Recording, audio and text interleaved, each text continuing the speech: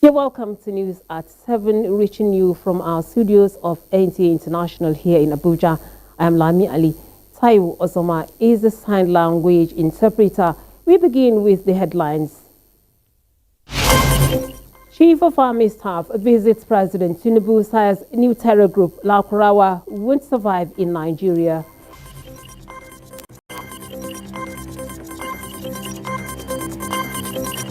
Key international observation missions hail conduct of Ghana presidential elections, mark out areas for improvements.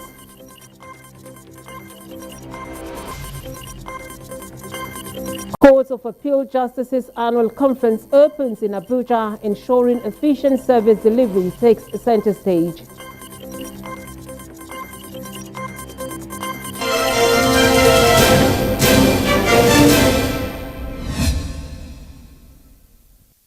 The Chief of Army Staff, Lieutenant General Olufemi Oluyede, has promised that the new tactics are being worked out to get better results in the fight against all forms of insecurity across the country. The Army Chief visited the President for the first time after the confirmation by the National Assembly. Lieutenant General Oluyede, who recently visited some formations of the force, also sought the support of the President.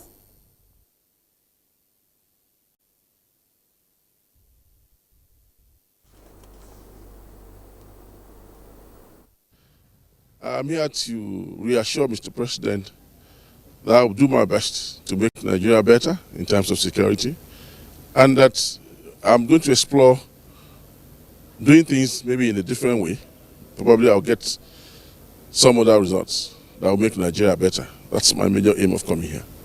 And to seek his support, which he's been doing over the years, and I expect he will support us to do better.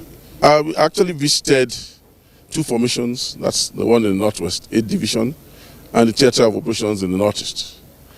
Well, basically, I was there to speak with my officers and soldiers and to make them realize that there's need for us to end all all forms of insecurity in Nigeria. And I made the bold to tell them that I'm going to do things differently, and I expect better results going forward. The emergence of a new terror group called Lakurawa in parts of the country, the Chief of Army Staff said the ongoing discussion and partnership with some neighboring countries are expected to terminate the new security threat.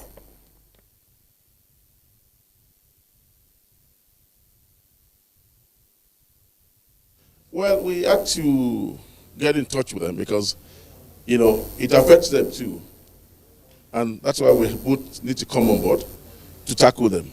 We are eating them hard on this at this end, that's Nigerian end. So we expect them, because what is expected is that once we eat them hard at this end, they will flee to Niger Republic. So now that the Niger Republic is coming on board, that means very soon, Lakurawa will be a thing of the past.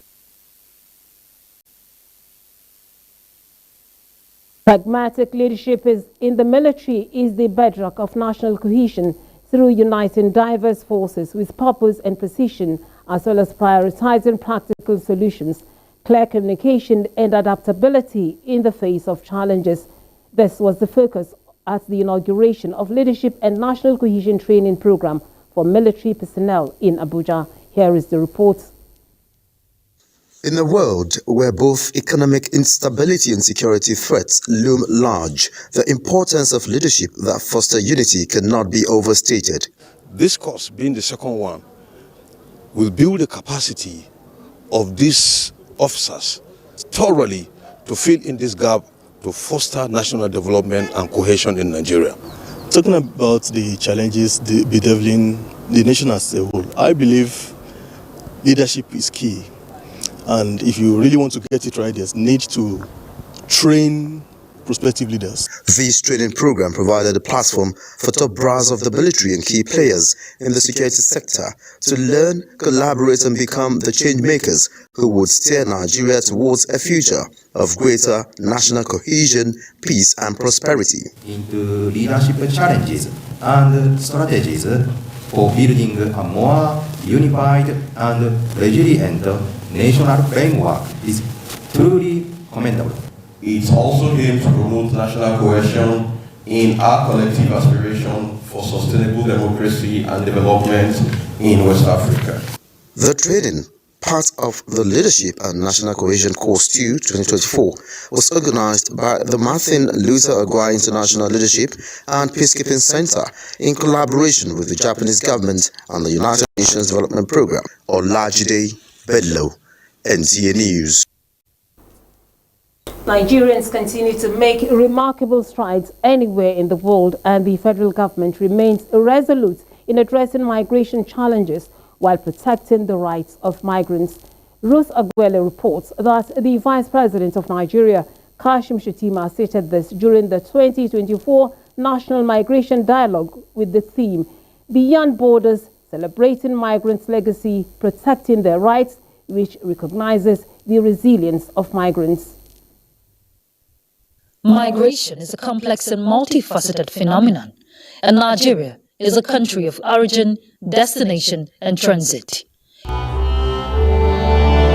In ensuring the protection of the rights of migrants, the 2024 National Migration Dialogue, organized by the National Commission for Refugees, Migrants, and Internally Displaced Persons, offers a platform for stakeholders to advocate and enhance migration governance in Nigeria, analyze key challenges of irregular migration, promote policies and practices that safeguard the rights and well-being of migrants. Vice President Kashim Shettima, while addressing stakeholders, acknowledges the contributions of migrants to economic growth and regional integration. Migration is not just a crossover from one geography to another. It is a critical driver of global and national development. In 2022 alone, Nigerians in diaspora accounted for $21.9 billion in remittances, representing 64% of all remittances in West Africa. Our migrants have become global ambassadors, excelling in fields such as technology, medicine, sports, and the creative arts, underscoring the transformative potential of our people across the world. I urge us all to focus on practical solutions that celebrate the legacies of migrants while advancing their rights. It is a clear call to action, urging us not only to protect migrants' rights, but also to celebrate their invaluable contribution to both origin and host countries. As Nigeria assumes the chairmanship of the Euro-African Dialogue on Migration and Development, the REPAD process in 2025, we are uniquely positioned to highlight the invaluable contribution of African migrants to global development. We have supported the development and implementation of Nigeria's national migration policy, and since then, the federal government of Nigeria has made commendable progress in its implementation. Nigeria knows very well this, having incredible resilient, but also incredible smart diaspora living all around the world. These jobs are needed. How do we make it possible for them to go legally and then join us in contributing to the development of the economy? As the dialogue continues with the theme, Beyond Borders, Celebrating Migrants' Legacy, Protecting Their Rights, stakeholders commit to foster collaborations and leverage youth migration for national development, while promoting an inclusive society and enhance pathways for safe and orderly migration for all. In Abuja, Ruth Aguele, NTA News. Key international observation missions to the Ghana 2024 presidential and parliamentary issued their preliminary reports on the conduct of the elections, while various missions agreed that the conduct of the elections complied significantly with the international framework for elections. They observed isolated cases of violence leading to the death of a voter in the Upper Volta region. Kelvin Iwunwai reports. Early opening of polls, smooth operation of biometric verification devices, access to voting centers by physically challenged persons, professional conduct of security personnel, non-interference of government officials in the business of the Electoral Commission, among others, were issues the observation missions were pleased about. However, the low percentage of women as candidates for the presidential and parliamentary positions, inaccessibility to the collation centers by the media, and lack of transparency in the campaign financing framework, which skewed the process against smaller political parties and independent candidates, are areas the observation missions want a reform in future elections in Ghana. Ghana remains the beacon of democracy and the home of advertising, as it upholds the values set by our forefathers in putting the country and people first. The mission commends high sense of professionalism and patriotism exhibited by polling staff, the security agents, and electorates, who collectively played their part in ensuring the transparent and peaceful conduct of the 2024 general election. Even though these are preliminary reports by the various observation missions, while awaiting the final document at a later date, these verdicts reflect a measure of satisfaction with the process by international observers. In Accra, Kelvin Ebonaye, NTA News. And Ghana's former president, John Dramani Mahama, is set to return to office after another term. This follows his victory at the West African nation's presidential election after the ruling party candidate, Vice President Mahamudu Bawumia, on Sunday conceded defeat, and voters vented anger at the government's handling of the economy. And Syrian embassy in Russia confirms Bashar al-Assad is in Moscow. Francis Udojo has details of these and other stories.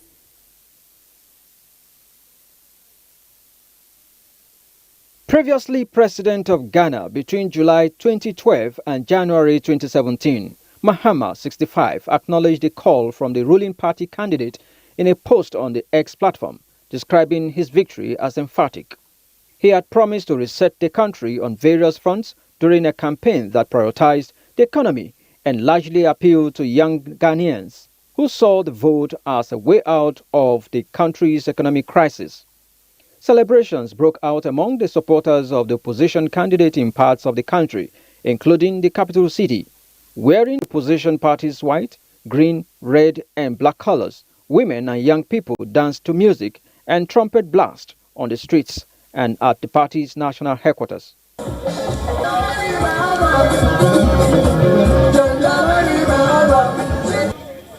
The celebrations also came with Ghana turning a new page in its democratic journey by electing Professor Nana Jane Apoku Agyemang as the nation's first female vice president-elect, a feat seen by Ghanaians as a groundbreaking achievement for gender representation in Ghanaian politics. The election for both the president and members of parliament was held against the backdrop of the country's worst cost of living crisis in a generation and was seen as a litmus test for democracy in a region shaken by extremist violence and coups. Meanwhile, Syrian embassy in Russia has confirmed that former Syrian President Bashar Assad and family have arrived in Moscow, as the Russian Foreign Ministry previously said in a statement that Assad stepped down as the president of Syria and left the country, issuing an order to transfer power peacefully. Kremlin spokesman Dmitry Peskov told reporters the decision to grant asylum in Russia to Bashar Assad and his family was made by President Vladimir Putin. On November 27, Syria's armed opposition units launched a large-scale offensive on the positions of government forces in the provinces of Aleppo and Idlib. The evening of December 7, President Bashar Assad's opponents had seized several large cities, including Aleppo, Hama, Deir ez-Zor, Dara, and Homs, resulting into the former Syrian president stepping down his position as president. Francis Udojo, NTA News. The Philippines sending a huge ash column into the sky as the government ordered the evacuation of surrounding villages. Francis Udojo has the report. A volcano has erupted in the central Philippines, sending a huge ash column high into the sky as the government ordered the evacuation of surrounding villages. Rising more than 2,400 meters, 8,000 feet above sea level, on the central island of Negros. Canlon is one of the 24 active volcanoes in the Philippines. The Philippine Institute of Volcanology and Seismology in a statement advised all local government units to evacuate the 6-kilometer, 4-mile radius from the summit of the volcano and must be prepared for additional evacuation if activity warrants. The Seismology Office said the plume, which rose close to 3,000 meters above the vent, came with red-hot ashes and other materials falling on its southern slope. In September, hundreds of nearby residents had been evacuated after the volcano spotted thousands of tons of harmful gases in a single day. The Seismology Office said Canlon has erupted more than 40 times since 1866. In 1996, 3 hikers were killed due to ash ejection from the volcano. Francis Udojo, NTA News. You're watching news at 7 on NTA International. Time now for a break. Do stay. Amazing treats for everyone this holiday with Showmax. Celebrate like a champion with soccer. Very well taken. Find your festive inspo with our masters of style. That's what I'm here for. Embark on a fun-filled global adventure. Here we go. Share your love moments with family and friends. My son, the most handsome. And enjoy some truly royal spoils. I want the power to control what happens in my life. Only on Showmax, because everyone deserves a holiday treat. Now, President Bola Ahmed Tinubu extends his sincere commendations to a distinguished clinical associate professor of medicine at the Memorial University of Newfoundland, Dr. Bolu Ogunyemi, on his recent election as president of the Canadian Medical Association. President Tinubu celebrates this remarkable achievement with Dr. Ogunyemi, a renowned dermatologist in St. John's, Newfoundland, and a visiting specialist in Labrador City since 2018. This esteemed recognition is a testimony to Dr. Ogunyemi's visionary leadership, dedication to excellence, and compassionate commitment to enhancing the welfare of others. The President is confident that Dr. Ogunyemi's extensive background in medical science and his 15 years of leadership experience have eminently prepared him for this prestigious role. The President assures Dr. Ogunyemi of the prayers and unwavering support of the Nigerian government and its people takes on the mantle of leadership. Now, the Court of Appeal 2024 Justices Annual Conference is underway in Abuja. The conference, with the theme Judicial Introspection, is an avenue for stock-taking on the role of the intermediate court in justice delivery in Nigeria. Dele Atumbi of our Judiciary Desk reports. The conference is the convergence of the major stakeholders in the justice sector to build the public confidence in the judiciary and its decisions. The ever-evolving nature of the judicial landscape demands that it engages in regular self-reflection, evaluation, and strategic planning. This conference therefore offers a unique opportunity for introspection, knowledge sharing, and growth among the stakeholders in the justice sector. In the maintenance of the rule of law, justices occupy a position of paramount importance in the administration of justice, with their decisions exerting a profound impact on individuals, communities, and society at large. It calls on us to reflect, not only as judicial officers, but also as the unified judiciary navigating the complexities of modern justice delivery. The Nigerian judiciary has a long and proud history of dispensing justice without fear or favor, affection, or ill will. As we aspire to enhance the administration of justice, we recognize the importance of collaboration and synergy among stakeholders. The image of the judiciary in the eyes of members of the public is equally one of the concerns of the conference with the advent of social media.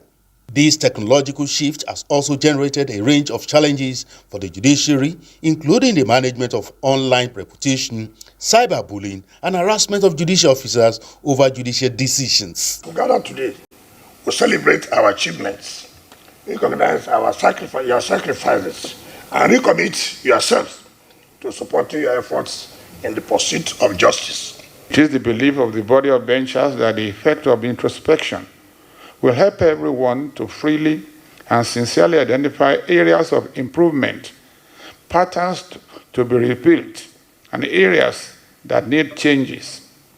As a body, you have every reason to be proud of yourselves. Our judges are the equals, even the superiors of the judges of other nations. For Nigeria to overcome its challenges, the judiciary must lead with compassion and integrity. We must have an efficient judiciary manned by judges who conduct proceedings with fairness and integrity in all their dealings. Stakeholders in the justice sector equally canvass the need for the National Judicial Council to be protective of judicial officers rather than being a weapon of punishment. In Abuja, Dele Atumbi, NTA News. Now, the Attorney General of the Federation and Minister of Justice, Lateef Fagbemi Ezeyan, says in the fight against corruption, the government must tackle the root causes of youths engaging in internet fraud and other related crimes and rally them into the anti-corruption movement. This, he says, will promote national value orientation with emphasis on integrity and accountability. He made the submission at the 2024 Anti-Corruption Day celebration put together by the Interagency Task Team in collaboration with other partners. Hamman Jabani reports. The United Nations General Assembly adopted the United Nations Convention Against Corruption on the 31st October 2003 and designated it on 9 December as the International Anti-Corruption Day to raise awareness on corruption and its negative effects. It emphasizes the need to critically review and evaluate both country-specific and global initiatives to combat corruption to measure progress. The Interagency Task Team has 2009 jointly commemorated the International Anti-Corruption Day. This year's theme, Youth Against Corruption, Shaping Tomorrow's Integrity, focuses on youth engagement in the fight against corruption and the implementation of International Anti-Corruption Strategy 2022 to 2026. I wish to emphasize that NACT has key roles for youth in the fight against corruption. The NACT Action Plan has identified key laws, policies, and structures that need to be strengthened. Education is the key that unlocks this potential.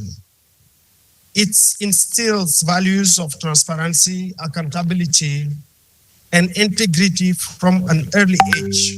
Strips us of societal benefits, hinders government ability to provide service, and invariably our capacity to attain the sustainable development goals. Experts say the need for a collaborative and coordinated approach to fight against corruption seek to develop and implement mechanisms aimed at improving governance of public institutions at the federal, state and local government levels in combating corruption-related factors inhibiting government's capacity to deliver quality service to Nigerians must be strengthened, while the youth need to hold government accountable. Transparency is the vision, is the foundation of NIT's work, and we are committed to delivering accurate data, timely information that could help you engage in this process constructively. The seminar creates an avenue for in-depth discussion on the findings of the stock-taking report and relevant roles of stakeholders, as well as the key role of youth in the fight against corruption, especially in the implementation of the strategy. Hamman Jabani, NTA News. Now, a report just reaching us indicates that the Electoral Commission of Ghana has declared John Dramani Mahama of the National Democratic Congress, NDC, winner of the presidential election. He polled 6,328,397 votes, representing 56.55% of the votes. His closest rival and incumbent Vice President Mahmudu Bawumia of the ruling National Patriotic Party scored 4,657,304 votes, representing 41.6%. The final results were declared a moment ago by the chairman of the Electoral Commission, Jane Mensah, in Accra. Now, Nigeria is ready to submit her first biennial transparency report due by the 31st of December 2024.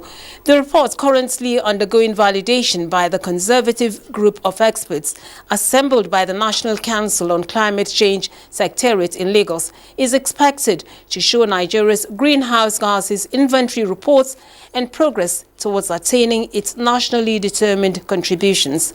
Charles Alpha reports. Biennial Transparency Report is a national document prepared every 2 years informing the United Nations of emission by sources and removal by sinks of all greenhouse gases in the various sectors of their economies for the purpose of mitigating the impacts of global warming. Razak Nayamut from Mauritius is confident Nigeria can present one of the best biennial transparency reports to the United Nations before the deadline of 31st this month. You have got all the data, one by one, for each year, for each category.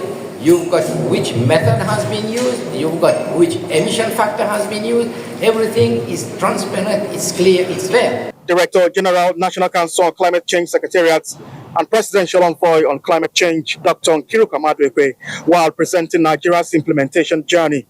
In a message to the validation engagement, said inception and training workshops were undertaken on the Biennial Transparency 1 and 2 and National Communication 4 to set the scene for its preparation and template needed for integration in the BTR 1 components expected to be submitted on climate change by December 2024.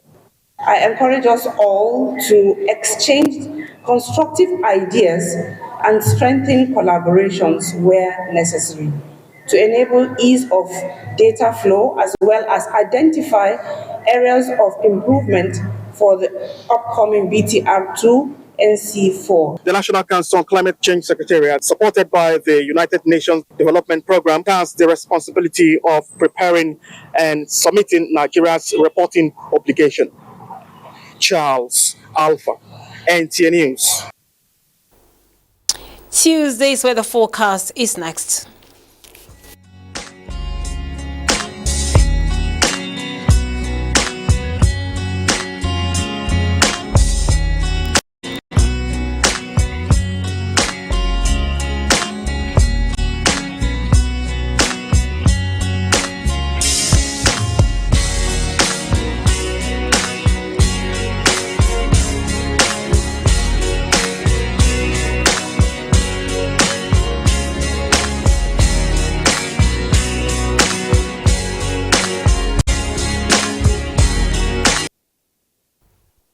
And that's the news at this time on NTA International. We thank you for watching. Taiwo Ozoma has been the sign language interpreter, and I remain Lami Ali. Do have a good evening.